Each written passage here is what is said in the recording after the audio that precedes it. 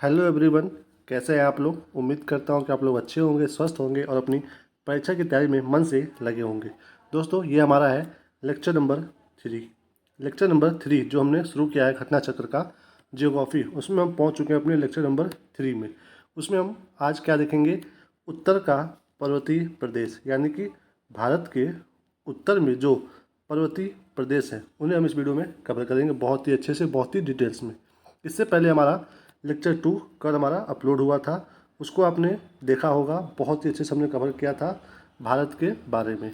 Okay, हमने उसमें देखा था भारत के भू आकृतिक प्रदेशों के बारे में, यानी कि भारत के जो जो प्राकृतिक प्रदेश हैं उन्हें हमने अच्छे से कवर किया था।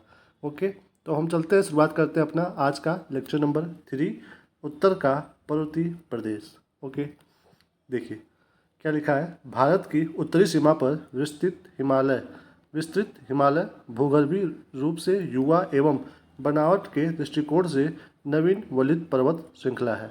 हमने कल देखा था कि नवीन पर्वत श्रृंखला है क्या, हिमालय। क्यों? क्योंकि ये सबसे बाद में बना है। ओके, सबसे बाद में बना है तो इसलिए नया है। ओके, आगे देखते हैं। ये पर्वत श्रृंखलाएं पश्चिम पूर्व दिशा में सिंधु से लेकर के ब्रह्मपुत्र तक फैली है। क्या कह रहा है ये, जो ये हमारा ऊपर भारत का ऐसे नक्शा है, ऐसे ऐसे, फिर आप जाओगे इधर तो यहाँ से सिंधु से लेकर के ब्रह्मपुत्र तक ये फैला हुआ है। क्या, हिमालय, वही बता रहा है यहाँ पे। आगे क्या लिखा है, हिमालय विश्व की सबसे ऊंची पर्वत श्रेणी है। ठीक है, हिमालय लगभग 2500 किलोमीटर की लंबाई, औसत चौड़ाई लगभग है 240 किलोमीटर में फैलकर अर्धवृत्त का निर्माण करता है।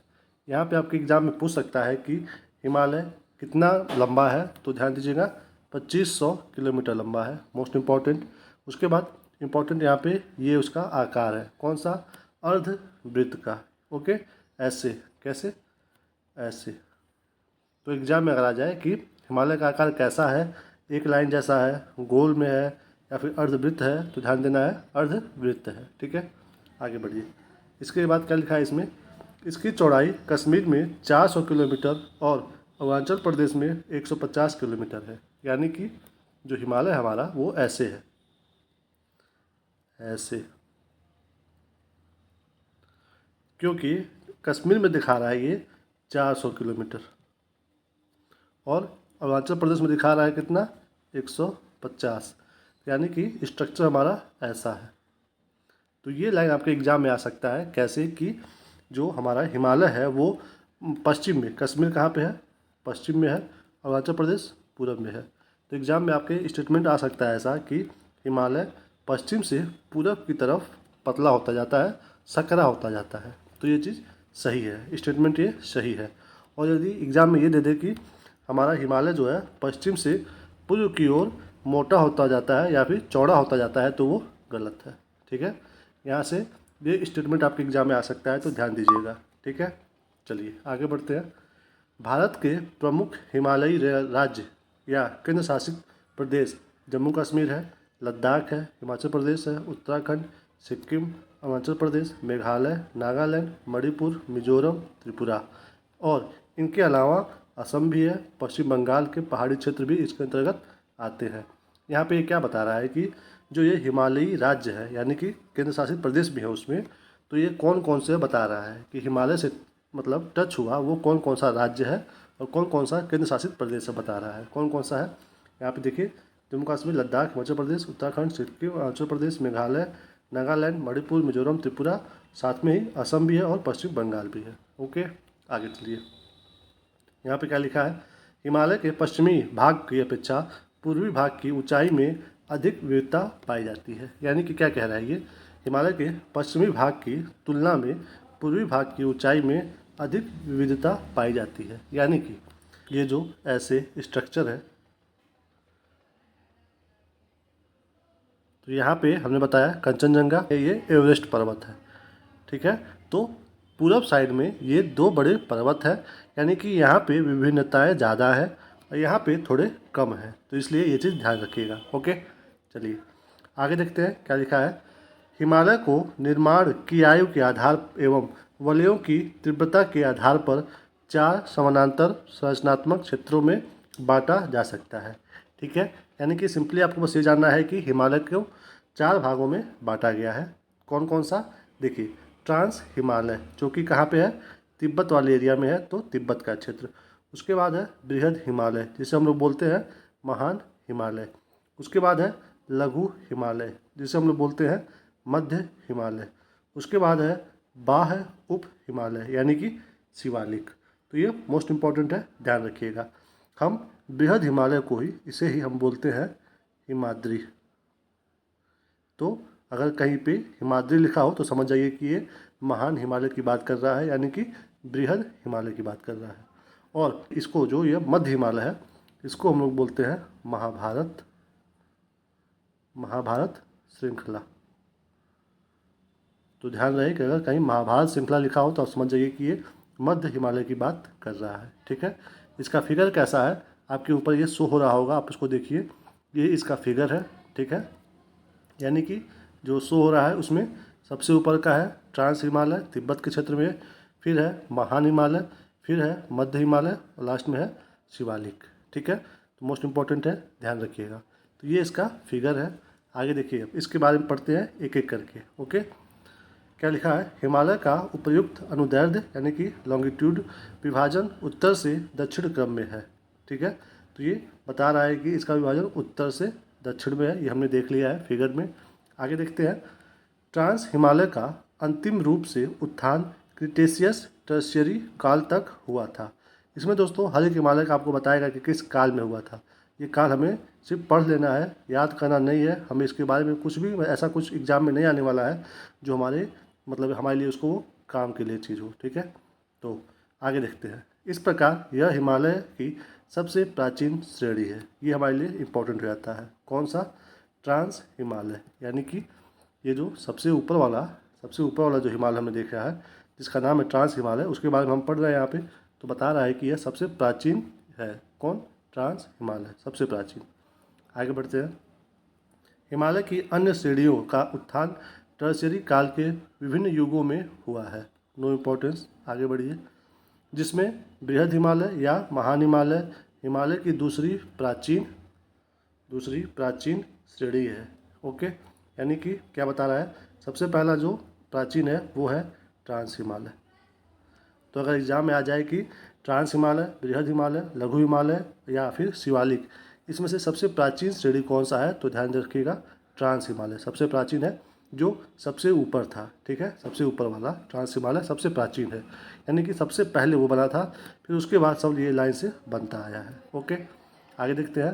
तो पहला हो गया सबसे प्राचीन ट्रांस हिमालय, और दूसरा बता रहा है कि यहाँ पे कौन सा है? बृहद हिमालय यानी कि महान हिमालय। तो ये क्या बता रहा है?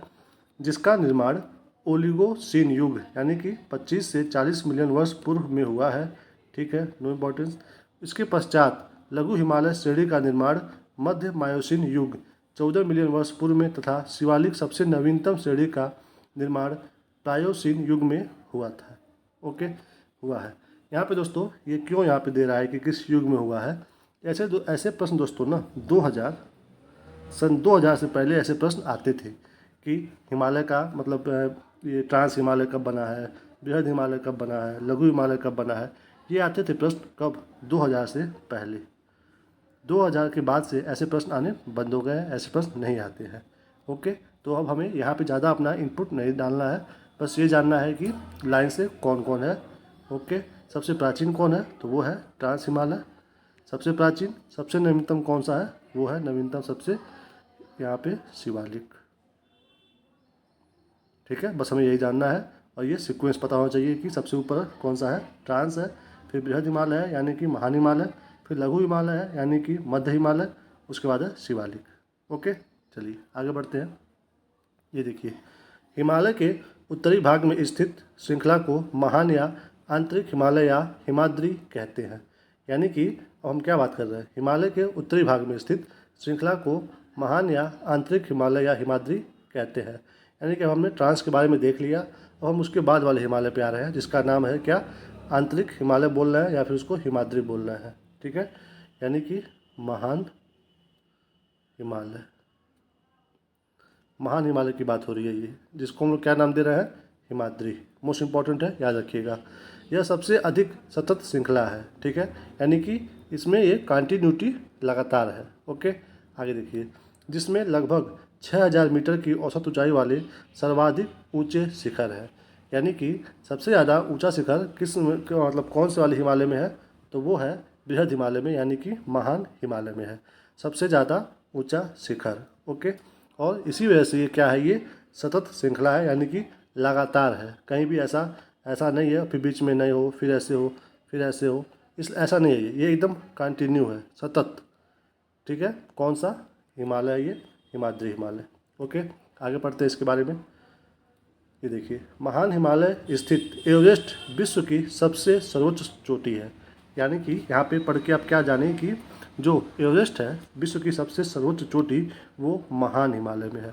तो अगर एग्जाम में पूछ दे कि एवरेस्ट चोटी जो है वो कौन से हिमालय में है, ओके, ट्रांस में है कि महान में है, या फिर मध्य में है, या फिर शिवालिक में है, तो किस में है, ये महान हिमालय में है। मोस्ट इंपॉर्टेंट प्रश्न यहाँ से एग्जाम में बन सकता है आपका। ओके, आगे देखते हैं। ये देखिए, यह नेपाल और तिब्बत की सीमा पर स्थित है। कहाँ पे, नेपाल और तिब्बत की सीमा पर स्थित है क्या, एवरेस्ट चोटी। ओके, ठीक है, आगे देखते हैं। कंचनजंगा हिमालय पर्वत श्रृंखला में स्थित विश्व की तीसरी सबसे ऊंची चोटी है। कौन सा, कंचनजंगा। ये देखिए, हिमालय पर्वत श्रृंखला में स्थित विश्व की तीसरी सबसे ऊंची चोटी है, यानी कि कंचनजंगा भी महान हिमालय में ही है। मोस्ट इंपॉर्टेंट है, याद रखिएगा। इसमें दोस्तों आप फिगर देखेंगे तो फिगर में देखिए क्या है, यहाँ पे ऐसे जो नेपाल में आप जाओगे तो नेपाल में यहाँ पे है एवरेस्ट, उसके बाद यहाँ पे है कंचनजंगा। ठीक है, तो ये इसका कुछ ऐसा सीन है। ठीक है, आगे देखते हैं अभी क्या है इसमें बारे में। यह पूर्व में तीस्ता नदी और पश्चिम में तांबूर नदी के बीच स्थित है। कौन, कंचनजंगा हिमालय। ठीक है, कहाँ पे है, तीस्ता नदी और पश्चिम में तांबूर नदी के बीच स्थित है। आगे देखते हैं। कंचनजंगा पूर्वी नेपाल और भारत के सिक्किम राज्य की सीमा पर स्थित है। यानी कि जो आप मैप देखोगे, यहाँ पे देखिए, यहाँ पे मैप तो बना हुआ है, ये इतना साफ नहीं है। यहाँ पे दोस्तों अपना सिक्किम राज्य है, तो इसी के पास यहाँ पे है ये कौन सा, कंचनजंगा। इसीलिए कह रहा है कि ये पूर्वी नेपाल, ये पूरा यहाँ से यहाँ तक नेपाल है, तो इधर है, तो इसलिए पूर्व साइड हो गया पूर्वी नेपाल, और भारत के सिक्किम जो राज्य की सीमा पर स्थित है। कौन सा, कंचनजंगा पर्वत। मोस्ट इंपॉर्टेंट है, याद रखिएगा। उसके बाद पढ़िए, अन्नपूर्णा चोटी। कौन चोटी, अन्नपूर्णा चोटी की स्थिति उत्तर मध्य नेपाल में है, और धौलागिरी चोटी भी नेपाल के मध्य में स्थित है।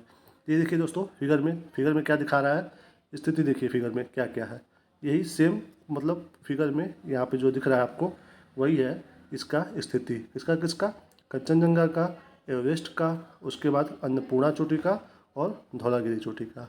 ठीक है, तो ये सामने आपके फिगर है। ओके, देख लीजिए एक बार, इसको अपने माइंड में बैठा लीजिए।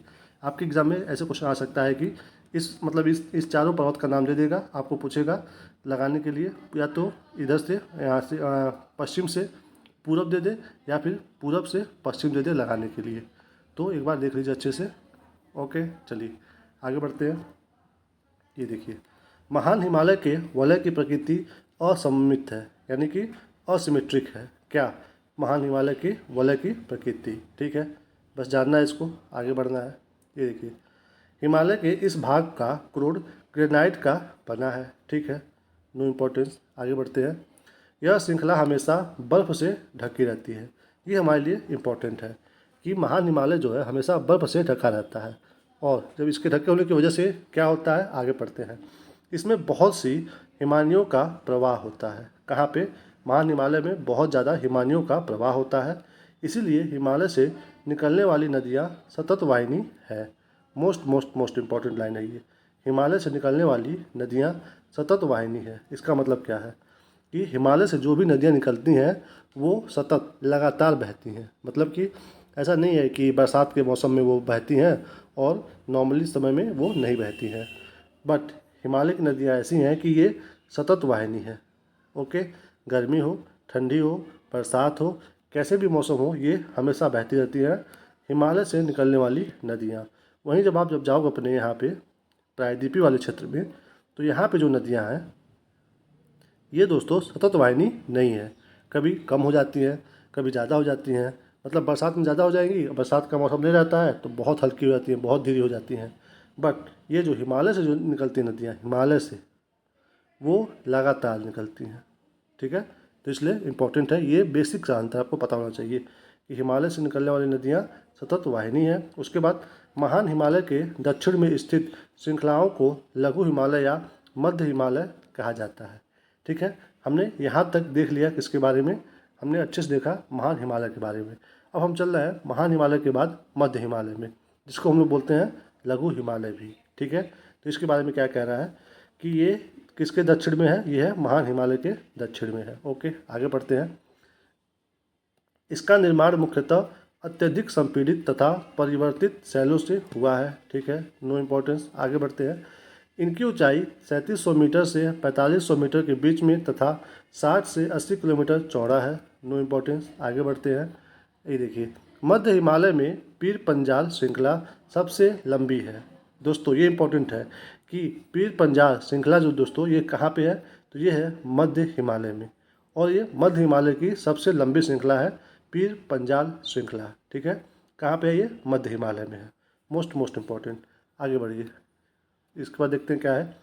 धौलाधर एवं महाभारत श्रृंखलाएँ भी महत्वपूर्ण है। तो यहाँ पे आपको ध्यान देना है कि ये कहाँ गया, ये देखिए मध्य हिमालय, इसमें क्या क्या है, इसमें दोस्तों एक है धौलाधर और एक है महाभारत श्रृंखला। तो अगर एग्जाम में आ जाएगी धौलाधर और महाभारत श्रृंखलाएँ किसमें है, तो वो है मध्य हिमालय में या फिर लघु हिमालय में। ठीक है, ना तो वो महान हिमालय में है, ना ही वो शिवालिक में है, ना ही वो ट्रांस हिमालय में है। ये कहाँ पे है, मध्य हिमालय में है, धौलाधर और महाभारत श्रृंखलाएँ। मोस्ट इम्पोर्टेंट, याद रखिएगा। आगे बढ़ते हैं। इसी श्रृंखला में कश्मीर की घाटी तथा हिमाचल के कांगड़ा एवं कुल्लू की घाटियाँ स्थित है।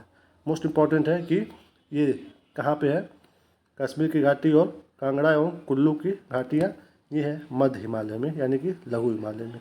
एग्जाम में डायरेक्ट ऐसे क्वेश्चन आते हैं, तो इसलिए आप थोड़ा ध्यान दीजिए इसको। ठीक है, कि ये घाटियाँ किसके बीच में है, कौन से हिमालय के बीच में है। ओके, आगे बढ़ते हैं। आगे देखिए, हिमालय की सबसे बाहरी श्रृंखला को शिवालिक कहते हैं। ओके, यानी कि हमने अभी यहाँ पे देखा है ऐसे ट्रांस हिमालय, फिर हमने देखा वृहद हिमालय, फिर देखा लघु हिमालय, लास्ट में क्या था, शिवालिक। ओके, तो वही कह रहा है कि सबसे बाहरी, यानी कि ये अगर अंदर का हो गया सबसे, तो ये होगा सबसे बाहरी। ठीक है, तो ये कह रहा है कि सबसे बाहरी श्रृंखला को शिवालिक कहा जाता है। इनकी चौड़ाई 10 से 50 किलोमीटर तथा ऊंचाई 900 से 1100 मीटर है। ये हमें इम्पोर्टेंट नहीं लगता, छोड़ दीजिए इसको। ये श्रृंखलाएँ उत्तर में स्थित मुख्य हिमालय की श्रृंखलाओं से नदियों द्वारा लाई गई असंपीड़ित अवसादों से बनी है। ये भी हमें नहीं जानना कि कैसे बनी है ये। आगे बढ़िए। निम्न हिमालय यानी कि लघु हिमालय तथा शिवालिक के बीच में स्थित लंबौत घाटी को दून के नाम से जाना जाता है। यानी कि जितना भी प्रसिद्ध दून है, कौन कौन सा, देहरादून, कोटली दून और पाटली दून, ये जो फेमस दून है वो कहाँ पे है, ये है शिवालिक एरिया में। इम्पोर्टेंट है, यानी कि मोटी मोटा आप ये जानिए कि जो हिमाचल प्रदेश है, जो हिमाचल प्रदेश है, मोटी मोटा बस यही जानिए कि जो हिमाचल प्रदेश हमारा राज्य है वो मध्य हिमालय में है, यानी कि लघु हिमालय में है। और जो हमारा देहरादून है, देहरादून जो है वो कहाँ पे है, वो शिवालिक हिमालय में है। बेसिक्स आप ये जानेंगे तो आपके एग्ज़ाम के लिए ये इंपॉर्टेंट रहेगा कि जो देहरादून है, पाटली दून है और कोटली दून है, यानी कि जो भी ये दून है वो शिवालिक में है। ओके, उसके बाद कश्मीर की घाटी, कांगड़ा, कुल्लू, कश्मीर मतलब कश्मीर हो गया, हिमाचल, ये दोनों कहाँ पे है, मध्य हिमालय में है, मध्य हिमालय। आगे बढ़ते हैं। आगे क्या है, ये आगे अगले पेज पे, यहाँ पे है शिवालिक क्षेत्र के गिरिपाद यानी कि फुटहिल्स क्षेत्र में पश्चिम में सिंधु से पूर्व में तीस्ता नदी के बीच में फैले समतल मैदान को भाबर कहा जाता है। अब ये क्या कह रहा है, ये देखिए, सिंधु से पूर्व में तीस्ता, तीस्ता नदी कहाँ पे है, यहाँ पे देखिए, यहाँ पे सिंधु ऐसे जाती है, तीस्ता यहाँ पे है। अभी हमने देखा ये सिक्किम है, सिक्किम से निकलती है तीस्ता, जाती है बंगाल में। तो इन दोनों के बीच में कौन सा एरिया है? भाबर एरिया है। यह सामान्यतः 8 से 16 किलोमीटर चौड़ी हिमालयी नदियों द्वारा अचानक ढाल भंग होने के कारण शिवालिक अग्र क्षेत्र में की गई कंकड़ और बजरी के जमावों से निर्मित मेखला है। यानी कि क्या कह रहा है ये जो भाबर एरिया है ये कहाँ पे बनता है? सिंधु एवं पूर्व में तीस्ता नदी के बीच में। ओके, ठीक है। यहाँ पे दोस्तों आप देखोगे हिमालय है, उसके बाद यहाँ पे कुछ समतल एरिया है थोड़ा सा, फिर उसके बाद एकदम समतल एरिया है, फिर यहाँ पे नॉर्मल एरिया एकदम से। तो यहाँ पे जो नदियाँ आती हैं हिमालय से जो भी नदियाँ चलती हैं नीचे आती हैं तो साथ में अपने कंकड़ पत्थर लाती हैं, तो वो यहाँ पे पहले गिर करके स्टोर हो जाता है। आप ऊपर फिगर में देख सकते हैं। पत्थर के बाद जो पानी है वो निकलता है, फिर कुछ छोटे पत्थर लेकर के यहाँ आता है, फिर यहाँ पे जमा करता है। तो ये जो पत्थर वाला एरिया है इसे ही बोलते हैं क्या? भाबर। उसके बाद फिर धीरे धीरे आगे बढ़ता जाता है, तो इस एरिया को बोलते हैं तराई। उसके बाद ये जो और एरिया है इसको क्या बोलते हैं? इसको बोलते हैं पूरी ये जो यहाँ से यहाँ तक है इसको बोलते हैं भागर, यानी कि भांगर। और भांगर में ही अंदर है ये क्या? खादर। तो एग्ज़ाम में आपके ये भी पूछ देता है उत्तर भारत में ये ज़मीन का जो ये एरिया है वो कौन कौन सा पहले है कौन कौन सा बाद में है, आपको बताना है उत्तर से दक्षिण के क्रम में बताना है। ठीक है, तो सबसे पहले आपको मिलेगा भाबर, उसके बाद मिलेगा तराई, फिर मिलेगा क्या? भांगर,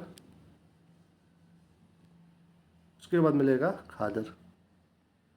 तो इम्पोर्टेंट है, भागर और खादर में क्या अंतर है कि मान लीजिए ये नदी बह रही है ऐसे, ओके, नदी बह रही है, उसके बाद एक टाइम के बाद ये नदी थोड़ी सी सूख करके और पतली हो गई। ठीक है, अब सूख करके ये इतनी पतली हो गई। ओके, तो जब इतनी पतली हो जाएगी तो ये जो एरिया है ये एरिया क्या कहलाएगा? खादर। और ये जो पूरा ये एरिया है ये तो भांगर कहला रहा है। तो ये पूरा एरिया भांगर है, बट इसमें जो ये नदी बह रही है और ये नदी जब पतली हो जाती है तो नदी के जस्ट साइड बाय साइड जो एरिया है वो कहलाता है खादर एरिया। ठीक है, तो ये मोस्ट इम्पोर्टेंट था, आपको ये सीक्वेंस पता होना चाहिए कि उत्तर से दक्षिण में ये भूमि जो है वो कौन सा पहले है कौन सा बाद में है। आगे चलते हैं, आगे क्या लिखा है? कंकड़ और बजरी की सांद्रता इतनी अधिक होती है कि समूची नदी इसमें लुप्त हो जाती है और धरातल पर केवल सूखी घाटी ही दिखाई पड़ती है। ठीक है, भाबर मैदान की चौड़ाई पूर्व में कम और पश्चिम भाग में अधिक पाई जाती है। भाबर मैदान की बता रहा है कि चौड़ाई पूर्व में कम है और पश्चिम भाग में अधिक है। ऐसा क्यों है? क्योंकि दोस्तों ये जो भाबर बन रहा है ये कैसे बन रहा है? ये जब ऊपर से कंकड़ पत्थर आ रहा है तो उसी से बन रहा है ये। ठीक है, तो जब आप देखोगे ये ऐसे एरिया है, जब यहाँ से नदी गिरेगी यहाँ पे तो कंकड़ पत्थर यहाँ पे ज़्यादा इकट्ठा करेगी, है ना, ज़्यादा एरिया में। उसके बाद जैसे जैसे आगे बढ़ेगी तो जो पत्थर छोटे होंगे वो आगे बढ़ेंगे और जो एकदम छोटे होंगे वो एकदम आगे तक जाएंगे ऐसे। तो इसीलिए ये क्या बता रहा है कि पूर्व में क्या है? ये कम है। देखिए ये पूर्व है और ये पश्चिम है, तो यहाँ पे कम चौड़ा है ये। ठीक है, और यहाँ पे ज़्यादा चौड़ा है। तो वही बात हो रही है, क्या कह रहा है यहाँ पे? भाबर का जो मैदान है ये इसकी चौड़ाई पूर्व में कम है और पश्चिम भाग में अधिक है। ठीक है, इंपॉर्टेंट है, ध्यान रखिएगा, ये भी एग्जाम में आपके स्टेटमेंट में आ सकता है। आगे क्या है? भाबर के दक्षिण में 15 से 30 किलोमीटर चौड़ा दलदली क्षेत्र है जिसे हम तराई कहते हैं, हमने उसको देख लिया है। आगे देखते हैं, महान हिमालय के उत्तर में ट्रांस हिमालय स्थित है। अब जो है ये फिगर जो आपको ऊपर दिख रहा है इसके बारे में फिर डिटेल से यहाँ पे बताया जा रहा है, फिर से महान हिमालय के बारे में बताया जा रहा है। तो ये क्या कह रहा है कि महान हिमालय जो है ये उत्तर में ट्रांस हिमालय इसके, ओके, यानी कि ट्रांस हिमालय फिर है महान हिमालय। तो ये बता रहा है कि पामीर की गांठ तिब्बत ट्रांस हिमालय में ही स्थित है। ये देखिए यहाँ पे इस फिगर में देखिए, यहाँ पे देखिए, यहाँ पे है ट्रांस हिमालय, तो यहाँ पे है ये, इसमें ब्लर हो गया है, सही से फिगर नहीं आया है इसमें। तो यही है दोस्तों पामीर की पठार है। क्या है ये? यही है पामीर की पठार जो कि ट्रांस हिमालय में है। तो अगर एग्जाम में आ जाए कि पामीर की पठार किस हिमालय में है तो वो है दोस्तों किस में? ट्रांस हिमालय में है। इंपॉर्टेंट था, ध्यान रखिए। आगे बढ़ते हैं, आगे क्या लिखा है ये देखते हैं। इसमें देखिए, काराकोरम, लद्दाख और जास्कर पर्वत श्रेणियाँ ट्रांस हिमालय का ही भाग है। यानी कि जो काराकोरम, लद्दाख और जास्कर पर्वत श्रेणियाँ हैं वो ट्रांस हिमालय का ही भाग है, जो कि आपको पिक्चर में दिखाई दे रहा है। ठीक है, यानी कि यहाँ पे आप देखोगे इसमें साफ नहीं है, बस इसमें जो है ये काराकोरम है, ये काराकोरम है। उसके बाद ये है लद्दाख श्रेणी, उसके बाद ये है जास्कर श्रेणी और ये है पीर पंजाल। तो इसमें क्या कह रहा है आपको, ये देखिए, काराकोरम, लद्दाख और जास्कर पर्वत ये क्या है, ये है ट्रांस हिमालय में। तो अगर आपके एग्जाम में आ जाए कि कौन सा इसमें से ट्रांस हिमालय में है, तो ये तीनों है, काराकोरम, लद्दाख और जास्कर पर्वत। इंपॉर्टेंट है, ध्यान रखिएगा। फिगर आप देखते रहिए, फिगर अपने माइंड में आप बैठाते रहिए उसको। ठीक है, ये सब सारी चीज़ें आप रट्टा नहीं मार पाओगे। फिगर जितना ज़्यादा आपके दिमाग में बैठे रहेगा वो आपके एग्जाम में ज़्यादा हेल्प करेगा। ठीक है, चलिए आगे देखते हैं। हिंदू धर्म का पवित्र कैलाश पर्वत ट्रांस हिमालय पर ही, मतलब पश्चिम हिस्से पे स्थित है। यानी कि आपने अभी तक क्या देखा कि ट्रांस हिमालय में क्या क्या है। एक तो है पामीर की पठार, काराकोरम, लद्दाख, जास्कर पर्वत और हिंदू धर्म का पवित्र स्थल कैलाश पर्वत। ये इतना एरिया कहाँ पे है, ये है ट्रांस हिमालय में, जो कि सबसे पहला है, प्राचीन। ठीक है, ये देख लिया हमने। अब आगे देखते हैं, आगे क्या लिखा है। हिमालय को पश्चिम से पूर्व तक स्थित क्षेत्रों के आधार पर विभाजित किया गया है। इन वर्गीकरणों को नदी घाटियों की सीमाओं के आधार पर किया गया है। उदाहरण के लिए देखते हैं ये क्या कह रहा है। पहले ये समझिए कि ये जो यहाँ से यहाँ तक हिमालय है, इसको हम लोग, इससे कई नदियाँ गुजरती हैं। ठीक है, तो इस नदियों के आधार पर ही हमने इस यहाँ से यहाँ तक के हिमालय को बांटा है। ठीक है, यानी कि वो इस एरिया को एक अलग हिमालय नाम दिया जा रहा है और यहाँ से यहाँ तक के एरिया का एक अलग नाम है और यहाँ से यहाँ तक के एरिया का एक अलग नाम है। तो वो देखते हैं कौन कौन सा क्या क्या है। ठीक है, ये देखिए, उदाहरण के लिए सतलज और सिंधु नदी के बीच में जो स्थित है हिमालय है, उसको बोलते हैं पंजाब हिमालय। ठीक है, यानी कि यहाँ पे थोड़ा सा छोटा कर देते हैं और ये ऊपर आप फिगर देखते रहिए यहाँ पे। और ये, हाँ देखिए लेफ्ट में फिगर है ना, देखिए क्या कह रहा है। सतलज और सिंधु नदी के बीच में जो हिमालय है उसे हम लोग पंजाब हिमालय कहते हैं। ओके, पश्चिम से पूर्व तक क्रमशः इसे कश्मीर हिमालय नाम से भी जाना जाता है। ठीक है, ये तो नहीं जानना है, आगे बढ़ते हैं। फिर देखिए, सतलज तथा काली नदियों के बीच स्थित हिमालय को कुमाऊं हिमालय कहा जाता है। ठीक है, काली तथा तीस्ता नदी के बीच के स्थित हिमालय को नेपाल हिमालय कहा जाता है और तीस्ता एवं दिहांग नदियों के बीच के स्थित हिमालय को असम हिमालय कहा जाता है। तो ये आप फिगर देख रहे हैं, फिगर में आप साफ साफ देख रहे हैं कि इसमें सिंपल आपके एग्जाम में ऐसे पूछता है कि पंजाब हिमालय किन दो नदियों के बीच में है, ये पूछ देगा और दो दो नदियों का पेयर दे देगा, या फिर ये दे देगा आपको कि सतलज और सिंधु नदी के बीच में कौन सा हिमालय है। आपके सामने ऑप्शन दे देगा पंजाब हिमालय, कुमाऊं हिमालय, नेपाल हिमालय या असम हिमालय। तो सतलज और सिंधु के बीच में कौन सा हिमालय है, पंजाब हिमालय है।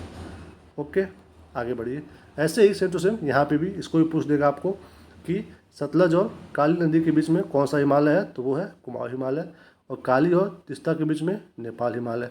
आप अगर इन नदियों का लोकेशन जानते रहोगे, इन नदियों का लोकेशन अगर आपको पता रहेगा, तो आप ऑप्शन दे करके सही ऑप्शन पे पहुंच जाओगे। क्यों? क्योंकि अगर आपको पता रहेगा कि सतलज और सिंधु नदी कहाँ पे है, तो फिर आप पहुंच जाओगे कि ठीक है भाई, वहाँ पे पंजाब हिमालय ही होगा।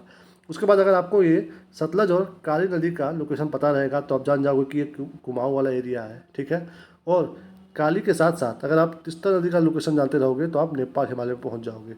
और जब दिहांग की बात होगी, तो आप जाहिर सी बात है पहुँच जाओगे पूरा अपने नॉर्थ ईस्ट एरिया में, तो आप असम हिमालय पहुँच जाओगे। तो इसको याद करने के लिए आप बस नदी की जो ये एरिया है इसको याद रखिए। ठीक है, चलिए आगे बढ़ते हैं। आगे क्या है, यहाँ पे देखिए, ब्रह्मपुत्र नदी हिमालय की सबसे पूर्वी सीमा बनाती है। सबसे पूर्व में क्या है, ब्रह्मपुत्र नदी।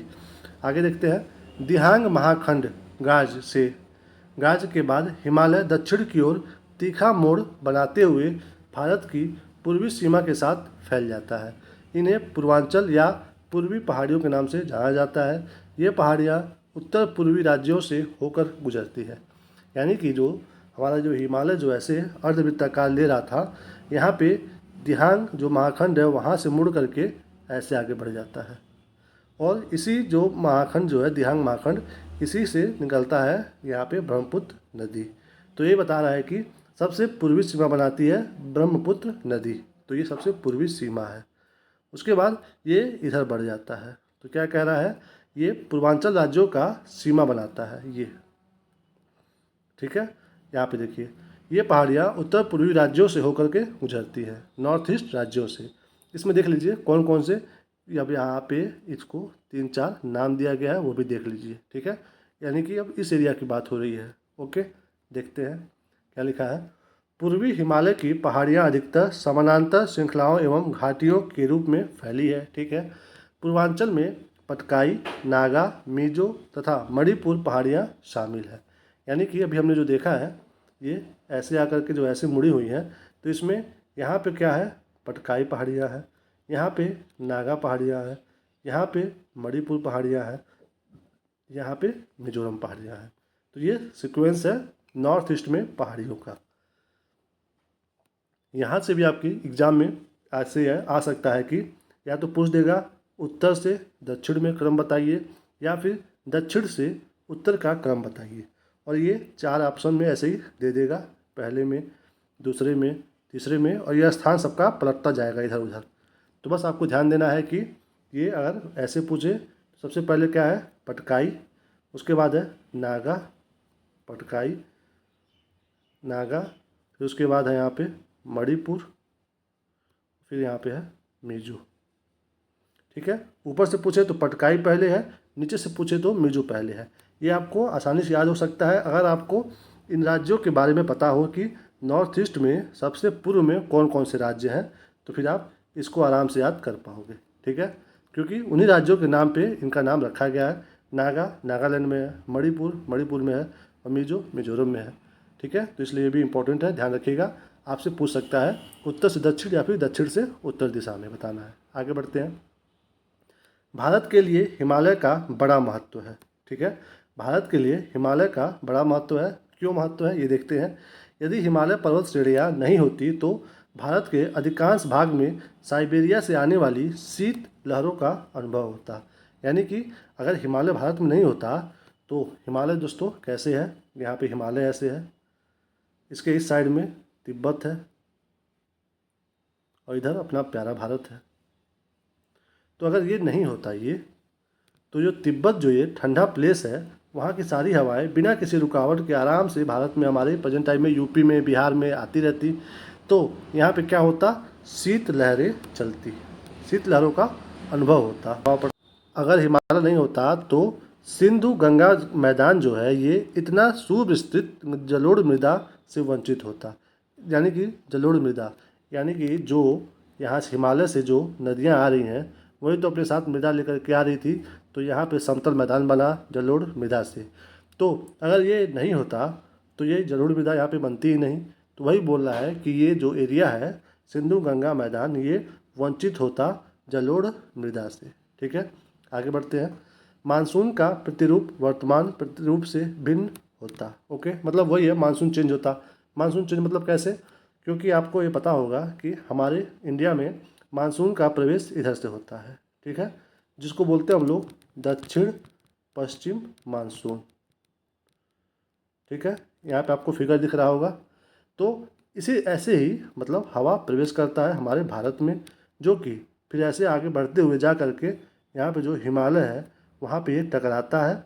यहाँ पे ऐसे जाएगा, यहाँ टकराएगा, ऐसे जाएगा, यहाँ टकराएगा, और उसके बाद यहाँ पे बारिश करता है वो, ठीक है। तो अगर ये हिमालय नहीं होता तो ये हवाएं इधर से प्रवेश करती और बिना किसी रुकावट के आगे बढ़ जाती, और यहाँ पे वर्षा, पर्याप्त वर्षा नहीं होता, हो सके तो यहाँ पे सूखा पड़ता बिहार में और यूपी में। तो इसलिए यहाँ पे क्या कह रहा है ये कि मानसून का जो प्रतिरूप है वर्तमान प्रतिरूप से भिन्न होता अगर हिमालय नहीं होता तो एग्जाम में आपके आ सकता है कि अगर हिमालय नहीं होता तो फिर क्या क्या असर पड़ता। आपके ऑप्शन में ये सब हो सकता है, तो ध्यान देना है कि ये अंतर है, ठीक है। क्या होता, साइबेरिया से ठंडी हवाएं आती, जलोढ़ मृदा का मैदान नहीं होता, और जो मानसून का प्रतिरूप है वो भिन्न होता। ये 3 बेसिक सा अंतर होता अगर हिमालय नहीं होता तो, ठीक है। आगे देखते हैं और क्या है। हिमालय पर्वत मानसून पवनों को रोककर उपमहाद्वीप में वर्षा का कारण बनता है। ठीक है, हमने बता दिया। साथ ही हिमालय क्षेत्र से प्रवाहित होने वाली सिंधु, गंगा एवं उनकी सहायक नदियां अपर्दन एवं निक्षेपण के द्वारा जलोढ़ मैदान का निर्माण करती है। ठीक है, ये हमने पढ़ाई है। आगे बढ़ते हैं, अब क्या कह रहा है वो देखते हैं। ठीक है, यहाँ पे देखिए अटल टनल, ये कितना किलोमीटर लंबा है? ये 9.02 किलोमीटर। तो सबसे पहले आपको तो यही पता होना चाहिए। आपके एग्जाम में डायरेक्ट यहाँ से प्रश्न आ सकता है कि अटल जो टनल है इसकी लंबाई कितनी है? 9.02, 9.00 या फिर 9.42, कुछ भी दे सकता है ऑप्शन में। तो ध्यान रखना है कि अटल टनल की जो लंबाई है वो 9.02 किलोमीटर है। ठीक है, पहला चीज़ इंपॉर्टेंट यहाँ से हो गया। आगे देखते हैं ये कहाँ पे है, क्या है इसका। ये लंबी जो अटल टनल है हिमालय के पूर्वी पीर पंजाल श्रृंखला में स्थित है। अभी हमने फिगर में देखा है, यहाँ पे देखिए आप, यहाँ पे जो पीर पंजाल है, ये पीर पंजाल जो ऐसे है, इसका जो पूर्वी छोर है यहाँ पे है। ये क्या? अटल टनल। ये क्या कर रहा है? ये पूरे वर्ष मनाली को लाहौल स्पीति घाटी से जोड़ता है। ओके, किसको जोड़ता है? मनाली को किससे? लाहौल स्पीति घाटी से। तो आपके एग्जाम में आ सकता है कि ये जो अटल टनल है ये किसको किसको जोड़ता है। दे देगा कि मतलब हिमाचल को लद्दाख से, या फिर दे देगा जम्मू कश्मीर को लद्दाख से, या फिर ये भी होगा मनाली को लाहौल स्पीति घाटी से, या फिर एक और ऑप्शन कुछ दे देगा। तो ध्यान रखना है कि जो हमने बनाया है अटल टनल, ये जोड़ता है मनाली को लाहौल स्पीति घाटी से। ठीक, इसको बनाया किसके द्वारा गया है?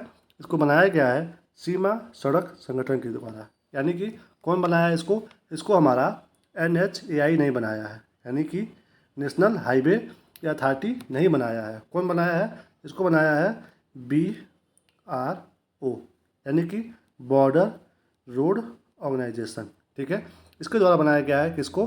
अटल टनल को। तो अगर आपके एग्जाम में आ जाए कि इसको कौन बनाया है, NHAI, national highway authority of India, या फिर BRO, या फिर दो ऑप्शन और दे दे, तो आपको ये इस पर नहीं जाना है, इसको इस पर जाना है। ये दोस्तों इसका काम क्या होता है BRO का, ये देख लीजिए पहले। इसका काम है दोस्तों, जो भारत की जो सीमाएं हैं चारों तरफ, उस सीमाओं में रोड का काम करता है, ये बनाता है। इसलिए इसका नाम भी है BRO, यानी कि सीमा सड़क संगठन। ठीक है, इसकी स्थापना कब हुई थी ये भी आपको पता होना चाहिए। इसकी स्थापना दोस्तों 7 मई 1960 को हुई थी। BRO की स्थापना, इसका हेडक्वार्टर कहाँ पे है? ये है दोस्तों दिल्ली में, न्यू दिल्ली में। इम्पोर्टेंट है, BRO यही बनाता है। सीमा पे जो जो सड़क का निर्माण होता है ये BRO के द्वारा ही किया जाता है, यानी कि बॉर्डर रोड ऑर्गेनाइजेशन। ठीक है, आगे बढ़ते हैं। आगे क्या लिखा है? यह भारत के लिए सामरिक दृष्टि से महत्वपूर्ण है। ठीक है, ओके। वर्ष 2002 में तत्कालीन प्रधानमंत्री अटल बिहारी वाजपेयी ने इस टनल की पहुंच सड़क की आधारशिला रखी है। यानी कि इसकी आधारशिला किसके द्वारा रखा गया था? ये हमारे वाजपेयी जी के द्वारा, अटल बिहारी वाजपेयी जी। उसके बाद आगे बढ़ते हैं। 3 अक्टूबर 2020 को रोहतांग, यानी कि हिमाचल प्रदेश में प्रधानमंत्री नरेंद्र मोदी ने अटल टनल का उद्घाटन किया है। यानी कि दोस्तों आधारशिला रखा गया था 2002 में, तैयार हुआ है 2020 में। इतना लंबा टाइम लगा है, 18 साल। ठीक है, तो ध्यान रखिएगा। ये कहाँ पे है? ये दोस्तों कौन से, मतलब ये मेन चीज़ पूछेगा कि ये किसको किसको जोड़ती है। ठीक है, ये जोड़ती है किसको? मनाली को लाहौल स्पीति घाटी से। Most important. ठीक है, कितनी दूरी है? 9.02 किलोमीटर। ये दो मेन चीज़ है। उसके बाद ये भी आपको पता होना चाहिए, ये भी इम्पोर्टेंट है, BRO बनाया है। आगे बढ़ते हैं। फिर इधर क्या दिया है? ये दिया है दोस्तों हिमालय के अनुदैर्ध्य उत्क्रम। ठीक है, यानी कि जो हिमालय है, हिमालय को भी हम अभी तो आपने एक ऐसा देखा है विभाजन, पंजाब हिमालय, कुमाऊँ हिमालय, ऐसा। अब हम देखेंगे हिमालय को हमने ऐसे भी बांटा है अनुदैर्ध्य रूप में। ठीक है, तो उसका क्या क्या नाम है वो देख लेते हैं फटाफट से। फटाफट से क्यों? फटाफट से इसलिए क्योंकि यहाँ से क्वेश्चन बहुत ही कम बनते हैं, बहुत ज़्यादा कम, बहुत ही ज़्यादा कम। तो फिर भी हम इसको कवर करेंगे, क्योंकि ये भी मतलब अगर 5% चांस लगता है तो एक बार देख लेते हैं, क्योंकि यहाँ पे ये दिया हुआ है डिटेल्स में। देखिए क्या लिखा हुआ है। हिमालय में कई अनुदैर्ध्य थ्रस्ट एवं भ्रंश या दरार फॉल्ट पाए जाते हैं। ठीक है। दक्षिण से उत्तर बढ़ने पर मेन फ्रंटल थ्रस्ट यानी कि मेन फ्रंटल थ्रस्ट मिलता है। आप दक्षिण से उत्तर की ओर बढ़ोगे यानी कि जब आप ऐसे आगे बढ़ोगे तो सबसे पहले आपको क्या मिलेगा वो बता रहा है। ये क्या मिलेगा? मेन फ्रंटल थ्रस्ट यानी कि MFT। ठीक है, फिगर में भी आपको दिखाई दे रहा होगा। तो MFT सबसे पहले बनता है। उसके बाद उसके जब आगे बढ़ते हैं हम लोग तो MFT एवं MBT के मध्य उप हिमालय यानी कि शिवालिक का विस्तार है। तो MFT के ऊपर कौन सा है? इसके ऊपर है MBT, जिसको बोलते हैं मेन बाउंड्री फॉल्ट। तो MBT और MFT के बीच में क्या है? शिवालिक है। शिवालिक इम्पोर्टेंट है, अगर आपके एग्जाम में आ जाए कि MBT ये मेन बाउंड्री फॉल्ट या MFT इन दोनों के बीच में कौन सा पर्वत श्रृंखला है, तो वो है शिवालिक है। ठीक है, ऐसे पूछ सकता है या फिर ये पूछ देगा कि शिवालिक किन दो फ्रंट के बीच में है, तो ध्यान रखना है कौन से? MBT और MFT।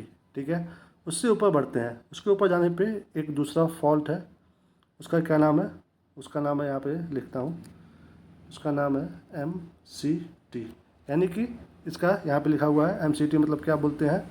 Main central thrust. Main central thrust यानी कि अब शिवालिक से ऊपर जाओगे तो यहाँ पे MCT मिलेगा, यहाँ पे MCT। फिर इसके ऊपर जाते हैं, इसके ऊपर जाने पे क्या मिलेगा आपको?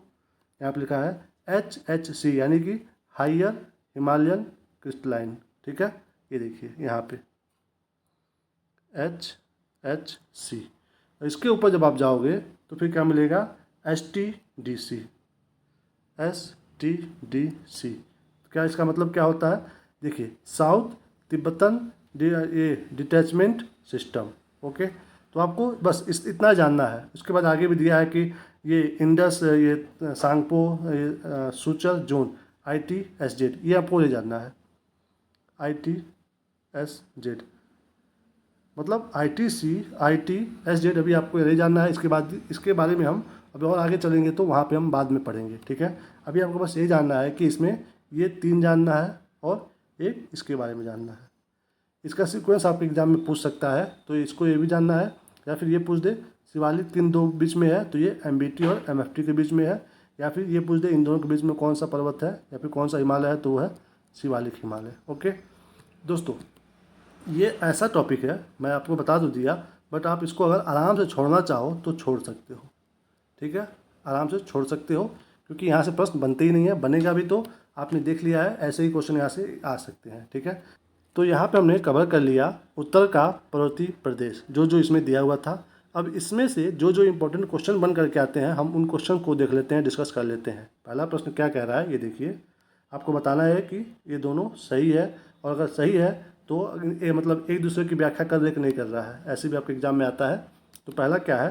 हिमालय से निकलने वाली सभी नदियाँ सतत वाहिनी है। हमने ऊपर पढ़ा है कि हिमालय की जो भी नदियाँ होती हैं वो लगातार वर्ष भर बहती रहती हैं। वहीं हमारे प्रायद्वीप की नदियाँ वो मानसून वाली होती हैं। ठीक है, तो हिमालय की नदियाँ सतत वाहिनी है, इसलिए ये वाला ऑप्शन जो है, कथन जो है वो सही है। अब है कारण। हिमालय अपनी वर्षा का अधिकांश दक्षिण पश्चिम मानसून से प्राप्त करता है। यानी कि हिमालय अपनी वर्षा का अधिकांश भाग दक्षिण पश्चिम मानसून से प्राप्त करता है। अभी हमने आपको बताया है, फिगर भी दिखाया था हमने कि ऐसे फिगर है, यहाँ से मानसून प्रवेश करता है भारत में, यहाँ पे जा कर के यहाँ पे हिमालय से टकराता है, वर्षा होता है। तो वही बात कर रहा है कि हिमालय अपनी वर्षा का अधिकांश भाग दक्षिण पश्चिम मानसून से प्राप्त करता है, तो ये भी बात सही है। ठीक है, उसके बाद ये देखिए, ये भी सही है, ये भी सही है। अब यहाँ पे आपको क्वेश्चन पे टिक करना है कि कौन सही है इसमें ऑप्शन। यहाँ पे देखिए, ए तो सही है, आर भी सही है, तो ए और आर दोनों सही हैं। तो जो ये गलत है इसको आप हटा दीजिए, यहाँ पे ये भी गलत है, इसको हटा दीजिए। ठीक है, दोनों सही हो गए हैं। अब ये देखना है कि ये जो कारण है कथन को ये व्याख्या कर रहा है कि नहीं कर रहा है। तो क्या लिखा है कि हिमालय अपनी वर्षा का अधिकांश जो है दक्षिण पश्चिम से प्राप्त करता है, वर्षा की बात हो रही है। और यहाँ पे बात हो रही है हिमालय जो निकलने वाली नदियाँ हैं वो सतत वाहिनी है। तो इन दोनों में कोई मतलब संबंध मतलब दिख नहीं रहा है संबंध। ऐसा तो है नहीं कि जब दक्षिण पश्चिम मानसून से वर्षा प्राप्त होती है तो इस वजह से वहाँ की जो नदियाँ हैं वो सतत वाहिनी है, ऐसा तो कह नहीं रहा है। वो इसलिए सतत वाहिनी है क्योंकि वहाँ पे हिमनद पाया जाता है। तो तो इसकी वजह से है वो सतत वाहिनी। ठीक है, तो कोई इनमें संबंध नहीं है, तो इसलिए सही ऑप्शन क्या होगा? बी। ए और आर दोनों सही हैं, परंतु आर ए की व्याख्या नहीं करता है। ठीक है, आगे बढ़ते हैं। ये देखिए यहाँ पे लिखा हुआ है कि हिमालय से निकलने वाली सभी नदियाँ सतत वाहिनी हैं। इसका प्रमुख कारण इन नदियों के उद्गम स्रोत का हिमानियों में, देखिए मतलब क्या है, वहाँ पे हिमानी एरिया है, इसलिए वो सतत वाहिनी है। वर्षा का कोई संबंध नहीं है। हिमालय अपनी वर्षा का अधिकांश भाग दक्षिण पश्चिम मानसून से ही प्राप्त करता है। अतः कथन एवं कारण दोनों सत्य है, परंतु कारण जो है वो कथन की सही व्याख्या नहीं करता है, तो इसलिए ऑप्शन बी सही है। आगे बढ़ते हैं। अगला प्रश्न क्या आया है इस टॉपिक से? अगला भी इसी से संबंधित है। हिमालय से निकलने वाली नदियाँ सतत वाहिनी है, हमने देखा है, ये सही है। हिमालयी नदियों का उद्गम स्रोत हिमनदियों में स्थित है, ये भी सही है। उसके बाद ये सही है, हिमनद में है, इसलिए तो ये सतत वाहिनी है, यानी कि आर और ए दोनों सही है, और आर जो है सही व्याख्या कर रहा है ए का। तो देखो यहाँ पे उत्तर क्या है? बी सही है। ए और आर दोनों सही हैं, और आर जो है ए की पुष्टि करता है, तो इसलिए बी ऑप्शन सही है। मोस्ट इम्पॉर्टेंट ऐसे क्वेश्चन दोस्तों आते हैं एग्जाम में, अगर आपको ये दोनों पता भी रहेगा कि हाँ ये सही है ये सही है, बट यहाँ पे अगर आप थोड़ा सा गड़बड़ कर जाओगे तो आप रॉन्ग आंसर को टिक कर दोगे, तो यहाँ पे थोड़ा सावधानी बरतना जरूरी होता है। ओके, आगे बढ़ते हैं। आगे देखते हैं अगला प्रश्न क्या है। हिमालय की रचना समानांतर वलय श्रेणियों से हुई है, जिसमें से प्राचीनतम श्रेणी है, यानी कि आपको बताना है कि हिमालय की सबसे प्राचीनतम श्रेणी कौन सी है। ठीक है, यहाँ पे ऑप्शन दिया हुआ है सब। देखिए दोस्तों, अगर इसमें ट्रांस हिमालय होता तो वो सही होता, क्योंकि सबसे प्राचीन वही है, बट ट्रांस हिमालय तो है नहीं। उसके बाद कौन सा है? तो वो है बृहत हिमालय, तो इसलिए बृहत हिमालय इसमें दिया हुआ है, तो ये सही उत्तर होगा। यानी कि सबसे प्राचीन तो ट्रांस हिमालय है, बट इस ऑप्शन में ट्रांस हिमालय नहीं है, तो सही उत्तर क्या होगा? सी, क्योंकि ट्रांस हिमालय के बाद दूसरा बृहत हिमालय ही है। ओके, आगे बढ़ते हैं। इसमें देखते हैं ये क्या लिखा है। हिमालय सबसे प्राचीनतम श्रेणी है जो कि इस युग में बना है। उसके पश्चात लघु हिमालय बना है, इस युग में बना है, तथा शिवालिक बना है उसके बाद, जो कि सबसे नवीनतम है। बृहत, लघु एवं शिवालिक हिमालय श्रेणियों का उत्थान टर्शियरी काल में विभिन्न युगों में हुआ है। ओके, चलिए आगे बढ़ते हैं। अगला क्या दिया है? चौथा प्रश्न, यदि हिमालय पर्वत श्रेणियाँ नहीं होती तो भारत पर सर्वाधिक संभाव्य भौगोलिक प्रभाव क्या होता? यानी कि हिमालय न होने पे हमारे देश में, यानी कि भारत में क्या प्रभाव पड़ता है, ये आपको बताना है। ओके, पहला क्या दिया है यहाँ पे कि देश के अधिकांश भाग में साइबेरिया से आने वाली शीतलहरों का अनुभव होता। बिल्कुल सही बात है, हमने पढ़ा है कि हिमालय नहीं होता तो हवाएं सब आती भारत, और मतलब भारत में आती, भारत के जैसे खास करके यूपी में और बिहार में, इन एरियाओं में आती। तो ये बात बिल्कुल सही है। सिंधु गंगा मैदान इतनी सुविस्तृत जलोढ़ मृदा से वंचित होता, बिल्कुल ये भी बात सही है, यानी कि हिमालय नहीं होता तो नदियाँ लाती नहीं यहाँ पे जलोढ़ मिट्टी। ओके, आगे देखते हैं। मानसून का प्रतिरूप वर्तमान प्रतिरूप से भिन्न होता। ठीक है, हमने वो भी देखा है कि ये जो हवाएं हैं मानसून वाली यहाँ से जो आती है, ये लड़ती है यहाँ पे और वर्षा कराती है। नहीं होता तो कुछ और यहाँ पे मानसून होता। ठीक है, तो वही यहाँ पे बात हो रहा है, यानी कि ये तीनों स्टेटमेंट सही है। तो हम अपने ऑप्शन में चलते हैं 1, 2, 3, यानी कि डी ऑप्शन सही है। यहाँ पे देखिए उसी का यहाँ पे डिटेल दिया हुआ है, अनुभव होता, हमने ये भी डिटेल से पढ़ा ही है अभी। ठीक है, आगे बढ़ते हैं। आगे क्या लिखा है? पांचवा प्रश्न क्या है? उत्तर भारत में उप हिमालय क्षेत्र के सहारे फैले समतल मैदान को कहा जाता है। ठीक है, अभी हमने पढ़ा था हिमालय से जो ये ऐसे एरिया होता है, इसको कौन कौन सा एरिया कहा जाता है। जस्ट जो पास में होता है वो होता है क्या, वही पूछ रहा है यहाँ पे। तो ये है दोस्तों भाबर। कौन सा है? भाबर उप है। तो ये सबसे पहले दोस्तों आपने देख लिया कि भाबर है, उसके बाद तराई क्षेत्र होता है, फिर होता है भांगर जिसमें होता है खादर। ठीक है, ये फिगर पे आप देख पा रहे हो आराम से, आप इसको माइंड में अपने बैठा लीजिए। आगे बढ़ते हैं। यहाँ पे आगे क्या है? अगला प्रश्न है, हिमालय का पर्वत पदीय प्रदेश है, यानी कि पर्वत पदीय प्रदेश कौन सा है?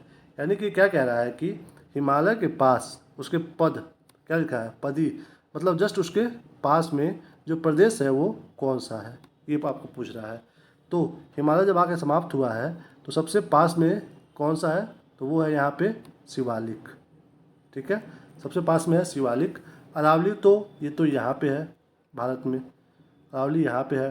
ट्रांस हिमालय सबसे ऊपर है, बृहत हिमालय उसके बाद है, शिवालिक है यहाँ पे। तो ये बोल रहा है कि जो पर्वत जो प्रदेश है वो कौन सा है, तो वो है शिवालिक। हिमालय का पर्वतपदी प्रदेश शिवालिक श्रेणी के दक्षिणी भाग पर स्थित है। ये हिमालय की सबसे दक्षिणी श्रेणियाँ हैं। सबसे दक्षिणी श्रेणी कौन सा है?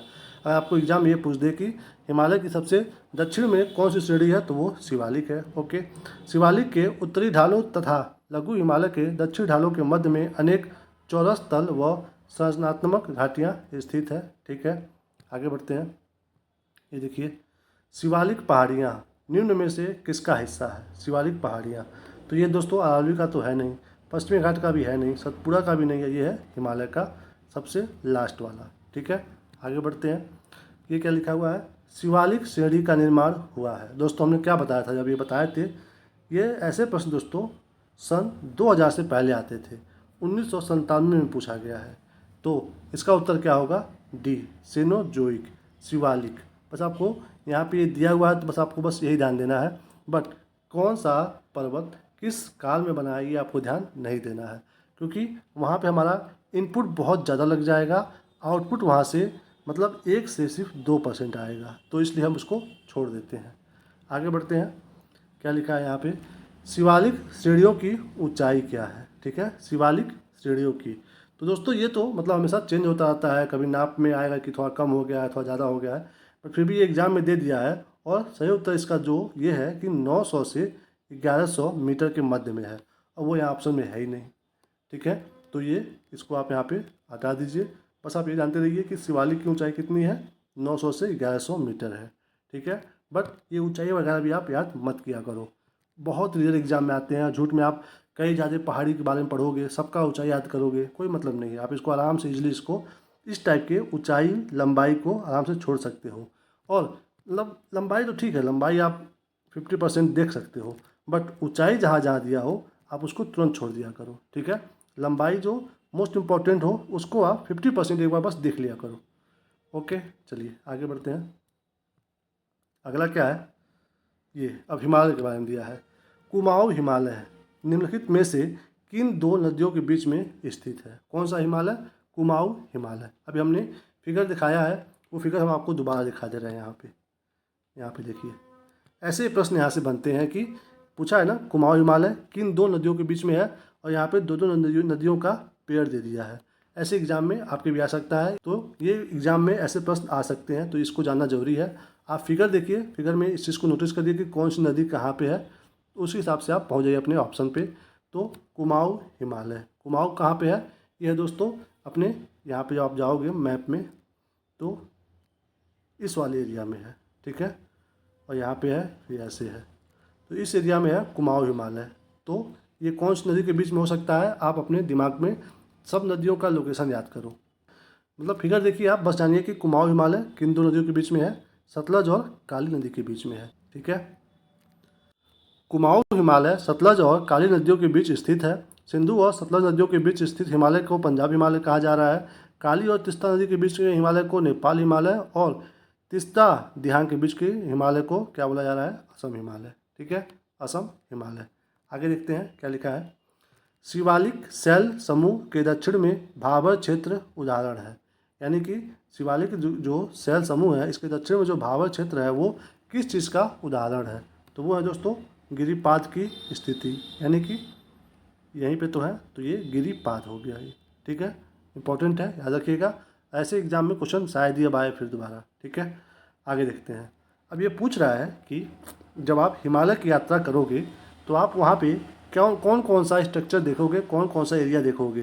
तो क्या आप वहाँ पे गहरे खंड देखोगे? यहाँ पे रुकिए, क्या आप गहरे खंड देखोगे वहाँ पे? बिल्कुल देखोगे, क्योंकि वहाँ पे नदियाँ हैं, वहाँ पे गहरे खंड बनाती हैं। तो ठीक है, हम गहरे खंड वहाँ पे देखेंगे, पहला सही है। उसके बाद यू घुमाव वाले नदी मार्ग। ठीक है भाई, पहाड़ों में तो नदियाँ ऐसे ऐसे घूमती रहती हैं, तो ये भी हम देखेंगे हिमालय यात्रा करेंगे तो। उसके बाद लिखा है समानांतर पर्वत श्रेणियाँ, मतलब लगातार ऐसे पर्वत श्रेणियाँ देखेंगे, वो भी देखेंगे। भूस्खलन के लिए उत्तरदायी तीव्र ढाल प्रवणता, हम तो वो भी देखेंगे, जो ढाल वैसे होता है पर्वत का। तो ये सारा क्वालिटी हम देखेंगे जब हम हिमालय एरिया की यात्रा पे होंगे। तो इसलिए ये चारों ऑप्शन सही है, तो वो है हमारा इसमें डी में 1 2 3 4। ठीक है, ये यहाँ पे एक्सप्लेन किया है कि हम ये सब देखेंगे वहाँ पे। कहाँ पे? नवीन मोड़दार पर्वत ये भू आकृति लक्षण प्रमुख स्थान रखते हैं। ठीक है, आगे बढ़ते हैं। अब यहाँ पे दोस्तों ये फिगर दे दिया है, आपसे पूछ रहा है कि ये 1 2 3 4 में कौन कौन से वो पर्वत श्रृंखलाएँ हैं, ये आपको बताना है।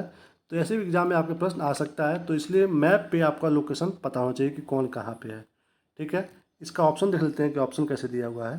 ये देखिए यहाँ पे, ये दोनों एक साथ नहीं आ पा रहा है, बट आप ये देखिए यहाँ पे दिया हुआ है, यहाँ आपके ऑप्शन है, ये आपको बताना है देख करके इसमें से कौन सा सही है। देखिए दोस्तों, हम फिगर में देखे थे पहले भी कि यहाँ पे दोस्तों स्टार्टिंग में पहले नंबर पे क्या है, पहले पे है काराकोरम, यहाँ पे है काराकोरम। और दूसरे नंबर पे यहाँ पे कौन सा है, यहाँ पे दोस्तों लद्दाख।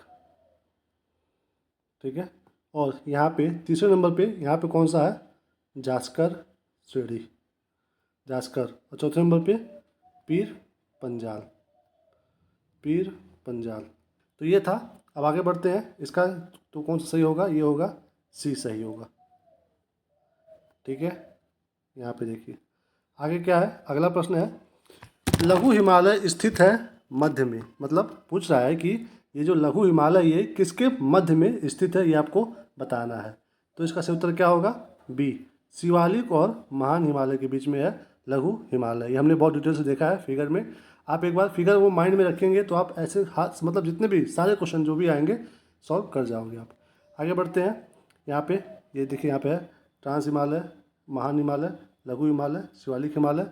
तो किसके बारे में पूछा है यहाँ पे, देखिए लघु हिमालय यानी कि इसके बारे में पूछा है, तो ये महान और शिवालिक के बीच में है, शिवालिक और महान के बीच में है। आगे बढ़ते हैं, ऐसे ही एक और प्रश्न है यहाँ पे देखिए, हिमालय की श्रेणियों में पश्चिमी भाग में हिमालय की श्रेणियों में दक्षिण से उत्तर की ओर निम्नलिखित में से कौन सा क्रम सही है, बताना है आपको।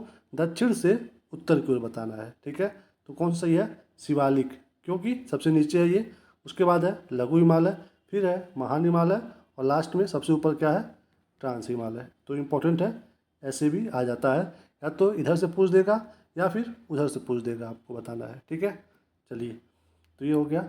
इसके बाद देखते हैं अगला क्या है प्रश्न, निम्नलिखित में से कौन सबसे नवीन पर्वत श्रेणी है। सबसे नवीन विंध्य, अरावली और अन्नामलाई, ये तो इसमें है, तो ये तो सबसे पुराना लैंड है, तो ये नहीं है।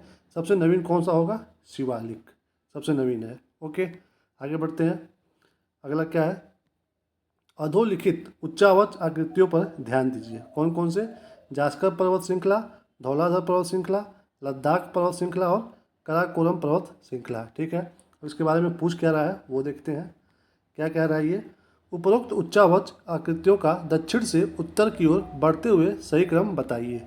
दक्षिण से उत्तर की ओर बताना है बढ़ते हुए क्रम, कौन कौन सा, ये देखिए यहाँ पे, जास्कर का, धौलाधर का, लद्दाख का और काराकोरम का। ठीक है, चलिए इसमें हम यहाँ पे फिगर के द्वारा यहाँ पे बनाकर देख लेते हैं। ठीक है, अभी हमने तुरंत अभी पढ़ा है, यहाँ पे देखिए सबसे पहले भारत में क्या है, काराकोरम है, उसके बाद है लद्दाख है, फिर यहाँ पे देखिए हम जास्कर है, और धौलाधर थोड़ा सा और नीचे है यहाँ पे। ठीक है, तो ये इम्पोर्टेंट हो गया। तो इसको आप यहाँ पे देखेंगे क्या पूछा था, हमने देखा था उसको, ये पूछा था आपको दक्षिण से बताना है, यहाँ से दक्षिण से बताना है उत्तर की ओर। तो सबसे पहले कौन सा आएगा, सबसे पहले आएगा दोस्तों इसमें धौलाधर, उसके बाद कौन सा आएगा, उसके बाद आएगा आपका जास्कर, धौलाधर यानी कि 2, फिर आएगा जास्कर, फिर उसके बाद आएगा लद्दाख, फिर आएगा काराकोरम।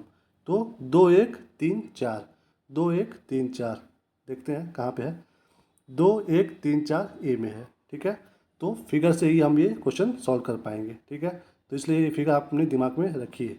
आगे बढ़ते हैं, ये क्या लिखा है, उत्तर दिशा की ओर के क्रम वाली पर्वत श्रेणी कौन सी है, उत्तर दिशा की ओर बताना है आपको। ठीक है, जास्कर दे दिया है, तो आपको जब ऐसा प्रश्न दोस्तों आए ना, तो आपको पहला देखना चाहिए और लास्ट वाला देखना चाहिए, फिर पहला फिर लास्ट, फिर पहला फिर लास्ट, फिर पहला फिर लास्ट।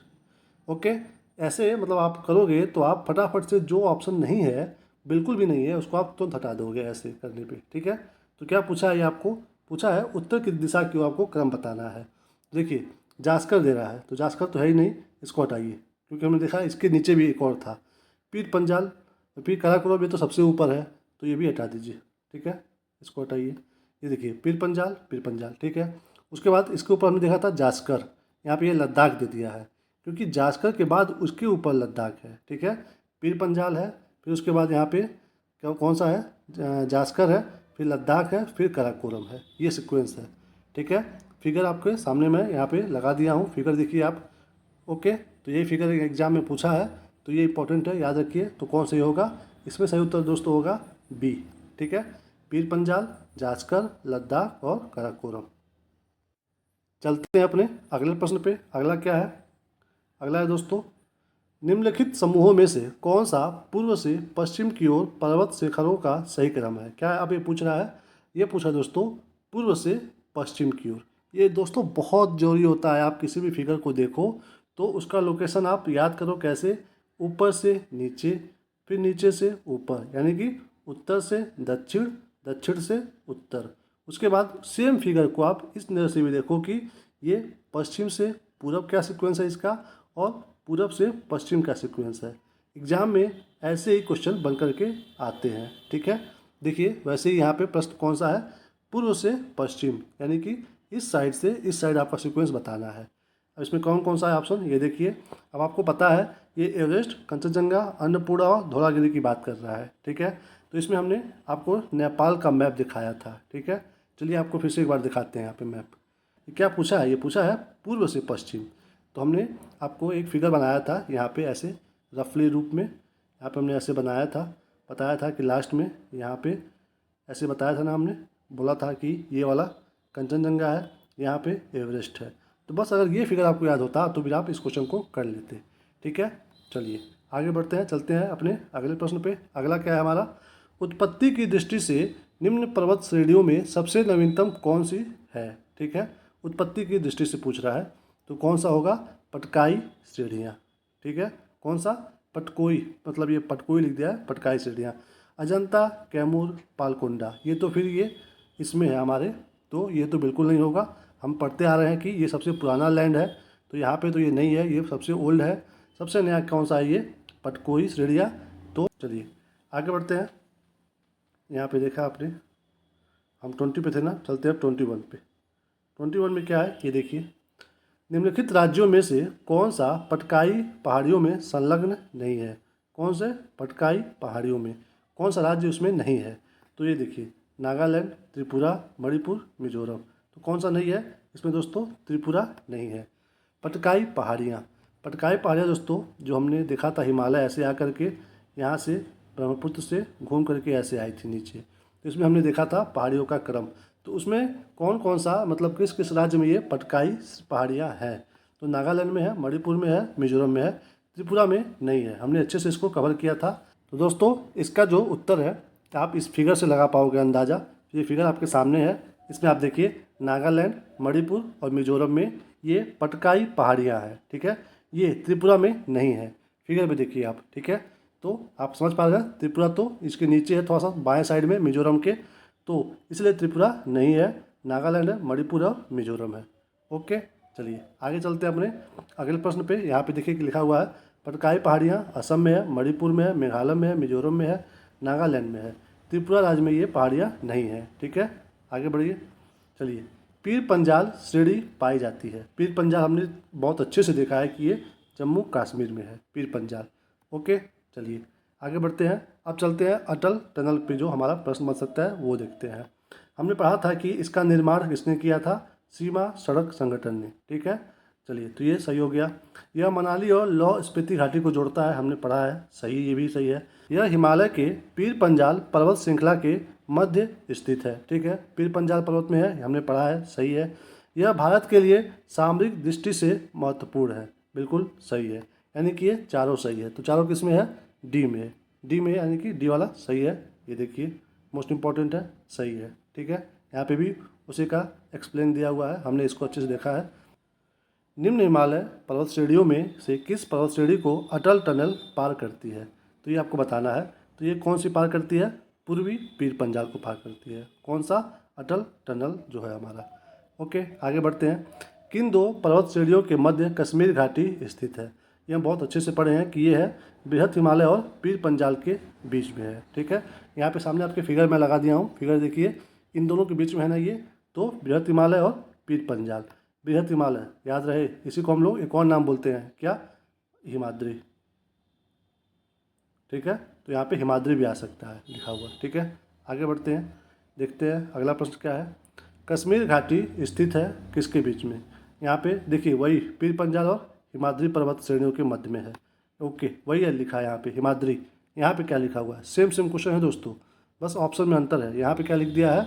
बृहद हिमालय, जिसे हम लोग बोलते हैं हिमाद्री, तो ये भी वहीं पे लिखा हुआ है, सेम सेम। ठीक है, तो ध्यान दीजिएगा, पीर पंजाल और हिमाद्री के बीच में है कश्मीर घाटी। उसके बाद है निम्नलिखित में से कौन अक्साई चीन का भाग है? अक्साई चीन का भाग इनमें से कौन सा ही आपको बताना है। तो ये है लद्दाख पठार। ठीक है, यहाँ पे फिगर आपको दिखा रहा है अक्साई चीन का, इसमें और भी फिगर है, मतलब उसके अलावा भी और भी फिगर है। आप देखिए इसमें से कौन कौन सा पार्ट है पूरे, मतलब जम्मू कश्मीर में और लद्दाख में। ऊपर इधर देखिए बाएं साइड में कौन सा है? बाएं साइड में है POK है। ठीक है, तो आप इस फिगर को ध्यान से देखिए, इस फिगर से भी बहुत क्वेश्चन बनते हैं। आप वीडियो को पॉज करके इस फिगर को एक बार देख लीजिए, जो जो आपको दिखाई दे डाटा लाइन, उसको आप इम्पोर्टेंट है नोट कर लीजिए। ठीक है, चलिए चलते हैं अपने अगले प्रश्न पे। अगला क्या है? ग्रेट हिमालय की ऊंचाई क्या है? ये पूछा है ग्रेट हिमालय की ऊंचाई क्या है। ऐसे प्रश्न बहुत रेयर आते हैं कि ऊंचाई वाला, तो मैं तो बिल्कुल ये खुल के बोलता हूँ कि ऊंचाई वाला क्वेश्चन आप बिल्कुल आप छोड़ दिया करो। यहाँ पे पूछा है तो देख लेते हैं, ग्रेट हिमालय की ऊंचाई कितनी है? 8,850 है। कितना है? 8,850। ठीक है, चलते हैं अगले प्रश्न पे। अगला क्या है दोस्तों? ये देखिए, हिमाचल पर्यायवाची है। ठीक है, हिमाचल पर्यायवाची है, ये आपका हिंदी में भी ऐसा प्रश्न आ सकता है, तो ध्यान दीजिएगा। हिमालय किसका पर्यायवाची है? ये है दोस्तों मध्य हिमालय का। इंपॉर्टेंट है, किसका पर्यायवाची है? मध्य हिमालय का है। आगे देखते हैं। ठीक है, यहाँ पे देखिए हमने पढ़ा था मध्य अथवा लघु हिमालय को ही हम महाभारत श्रेणी भी कहते हैं, या फिर हिमाचल हिमालय भी बोलते हैं। ओके, इंपॉर्टेंट है, ध्यान रखिएगा। मध्य हिमालय क्या कहला रहा है? महाभारत श्रेणी और हिमाचल हिमालय दोनों। ओके, चलिए आगे चलते हैं। अगला प्रश्न क्या कह रहा है? भारत में हिमालय केवल 5 राज्यों में फैला हुआ है। पश्चिमी घाट केवल 5 राज्यों में फैले हुए हैं। पुलिकट झील केवल 2 राज्यों में फैली हुई हैं। ठीक है, तो यहाँ पे देखिए क्या लिखा है कि हिमालय देखिए कहाँ कहाँ है। ये देखिए जम्मू कश्मीर में है, लद्दाख में है, हिमाचल प्रदेश, उत्तराखंड, सिक्किम, अरुणाचल प्रदेश, मेघालय, नागालैंड, मणिपुर, मिजोरम और त्रिपुरा में है। साथ ही साथ असम में भी है और पश्चिम बंगाल में है। यानी कि टोटल कितना है? 1 2 3 4 5 6 7 8 9 10 11 12 13 राज्यों में फैला हुआ है। और यहाँ पे क्या लिखा है? 5 राज्यों में, तो ये गलत हो गया। याद रखिएगा, 13 राज्यों में फैला है हमारा, मतलब हमारा हिमालय। और ये पश्चिमी घाट के बारे में बात कर रहा है, जो हमारे यहाँ पे ये तट है, यहाँ से यहाँ तक जो फैला हुआ है उसके बारे में बात कर रहा है। बोल रहा है केवल 5 राज्यों में फैले हुए हैं। तो देखते हैं कौन कौन से राज्य में है वो। देखिए पश्चिमी घाट जो है शुरू होता है गुजरात से, महाराष्ट्र में, फिर गोवा में, कर्नाटक में, तमिलनाडु में और केरल में है। तो ये टोटल कितने राज्य में है? 6 राज्य में है। और यहाँ पे क्या लिखा है? 5 राज्य में, तो ये भी गलत है, दोनों गलत हो गया, क्योंकि ये है 13 राज्य में और ये है 6 राज्य में। उसके बाद लिखा है पुलिकट झील केवल 2 राज्यों में फैली हुई है। तो इसके बारे में देखिए क्या लिखा है पुलिकट के बारे में। पुलिकट जो है ये तमिलनाडु और आंध्र प्रदेश, मतलब इन दोनों के सीमा पे है, तो ये चीज़ सही है। ठीक है, 2 राज्यों में फैला है, ये सही है, ये दोनों गलत है, तो केवल 3 B। ओके, मोस्ट इम्पॉर्टेंट था, ध्यान रखिए। यहाँ पे ये देखिए एक और चीज़ लिखा हुआ है, ये पुलिकट जो है भारत का दूसरा सबसे बड़ा चिल्का के बाद लैगून है। ठीक है, यानी कि सबसे बड़ा भारत में लैगून कौन सा है? तो है चिल्का। ये कहाँ पे है? उड़ीसा में है। इंपॉर्टेंट है, ध्यान रखिएगा। चिल्का ये कहाँ पे है झील? ये है उड़ीसा में। और उसके बाद पुलिकट ये है दोनों के बीच में, तमिलनाडु और आंध्र प्रदेश की। इंपॉर्टेंट था। चलिए आगे देखते हैं, अगला क्या है? हिमालय पर्वत श्रेणियाँ निम्नलिखित में से किस राज्य का हिस्सा नहीं है? ठीक है, हिमालय पर्वत किस राज्य में नहीं है, आपको ये बताना है। उत्तराखंड में है, हमने देखा है, सिक्किम में भी है, हिमाचल प्रदेश में भी है, यूपी में नहीं है, तो यही है उत्तर। ओके, मोस्ट इम्पॉर्टेंट है, ध्यान रहे कि हिमालय जो है यूपी में नहीं है और बिहार में भी नहीं है। इंपॉर्टेंट है। चलिए आगे देखते हैं, अगला क्या है क्वेश्चन। भारत में निम्नलिखित में से कौन सी श्रेणी नवीनतम है? सबसे नवीनतम श्रेणी कौन सा है? तो हम लोग पढ़ते आ रहे हैं, कौन सा है? हिमालय है। अरावली, विंध्याचल और पूर्वी घाट तो हमारे इस वाले लैंड का हिस्सा है, तो ये नहीं होगा। हिमालय श्रेणी सबसे नवीनतम है। ठीक है, क्या दिया है, हिमालय श्रेणी सबसे नवीन पर्वत का उदाहरण है तथा यह दिए गए विकल्पों में नवीनतम श्रेणी है। वहीं अरावली पर्वत श्रृंखला भारत में सर्वाधिक प्राचीन पर्वत श्रृंखला है। महान हिमालय को हिमाद्री श्रेणी भी कहा जाता है। यानी कि यहाँ पे दो चीज़ और जानने को मिल रहा है कि सबसे प्राचीन पर्वत श्रृंखला कौन है भारत की, तो वो है दोस्तों अरावली पर्वत, और हिमाद्री हम लोग बोल रहे हैं किसको, महान हिमालय को। ये तो हम पहले से देखते आ रहे हैं।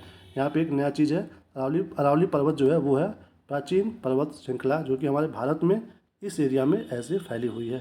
ठीक है, चलिए आगे बढ़ते हैं। अगला क्या है, निम्नलिखित में से कौन सी भारत की नवीनतम पर्वत श्रेणी है, तो ठीक है, फिर वही बात है, हिमाद्री श्रेणी यानी कि महान हिमालय, उसी की बात हो रही है, मोस्ट इम्पॉर्टेंट।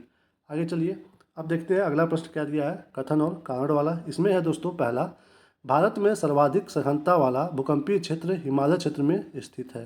ठीक है, ये तो हमने पढ़ा था, ये सही बात है कि ये जो प्लेट अभी भी भारतीय प्लेट ये जो यूरेशियन प्लेट के नीचे जा रही है, तो यहाँ पे लगातार जो है ये हिमालय में हलचल हो रहा है और यहाँ पे भूकंप आ रहा है। तो हमने पढ़ा था ये पिछले वीडियो में, तो ये बात बिल्कुल सही है। उसके बाद हिमालय में कई अनुदैर्ध्य उत्क्रम क्षेत्र अवस्थित है, तो ये भी दोस्तों सही है।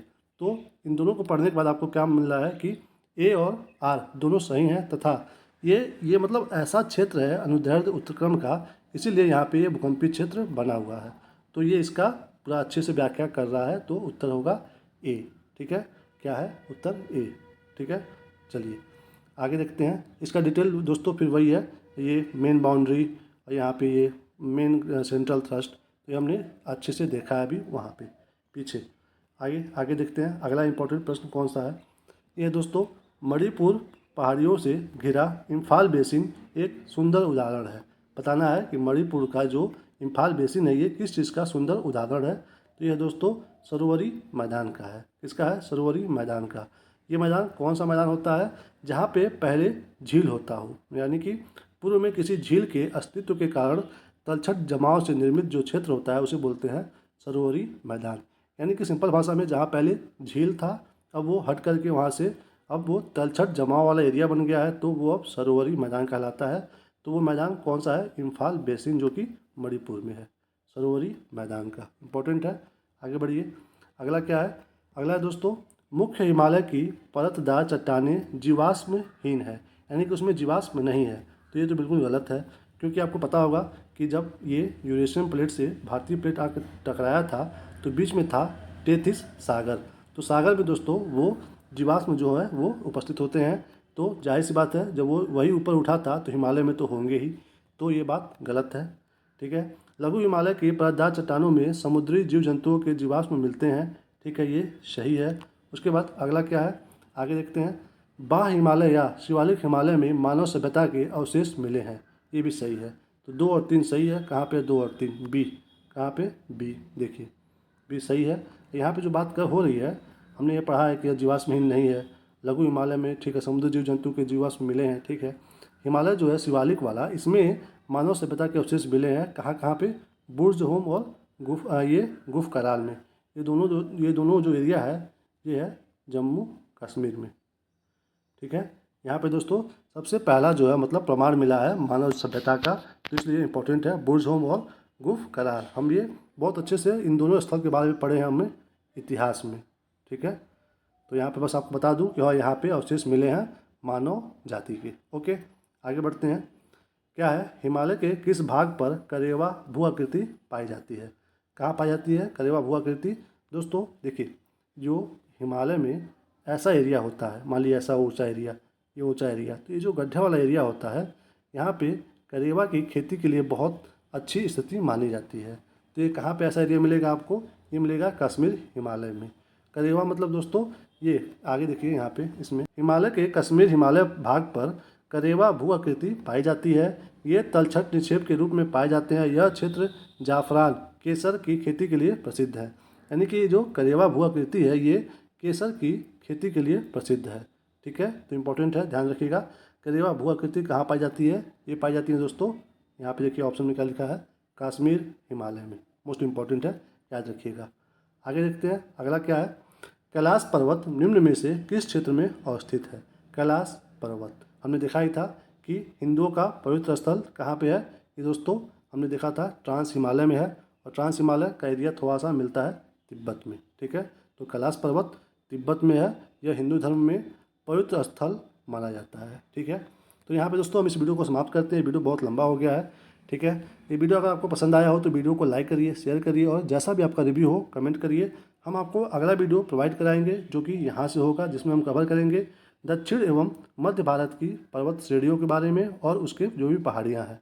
इसमें हमने देखा है उत्तर भारत का, अगले वीडियो में हम देखेंगे दक्षिण भारत का। ठीक है, तो पसंद आए तो प्लीज़ वीडियो को लाइक करिए, बहुत मेहनत लगता है। ठीक है, चलिए मिलते हैं अगले वीडियो में। तब तक के लिए अपना ख्याल रखिए, अपने तैयारी में मन से लगे रहिए। जय हिंद, जय भारत, जय माता दी।